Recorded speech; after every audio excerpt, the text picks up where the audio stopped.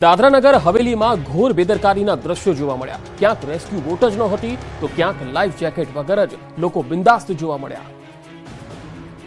વડોદરામાં આટલી મોટી કરુણાંતિકા સર્જાઈ તેમ છતાં લોકો અને બોટ સંચાલકો જાણે કે સુધરવા જ નથી માંગતા। સંઘ પ્રદેશ દાદરાનગર હવેલીથી જોખમી અને ચિંતાજનક દ્રશ્યો સામે આવ્યા।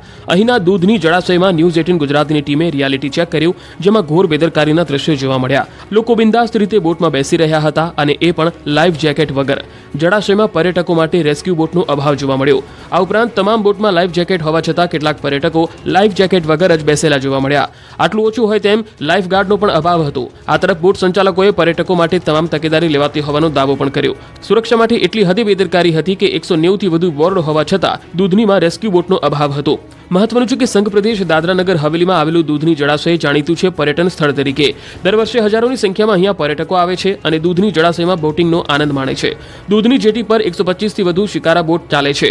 અગાઉ પણ દૂધની જળાશય નજીક બોટ દુર્ઘટના સર્જાઈ ચૂકી હતી। ત્યારબાદ પ્રશાસન દ્વારા અહીં ચાલતી શિકારા બોટમાં પર્યટકોની સુરક્ષા માટે લાઈફ જેકેટ સહિતના તકેદારી રાખવાનો નિર્ણય કરાયો। જો કે તમામ બોટોમાં લાઈફ જેકેટ હોવા છતાં ક્યારેક પર્યટકો અને ખુદ બોટ સંચાલક દ્વારા પણ બેદરકારી દાખવવામાં આવતી હોવાનું જણાયું।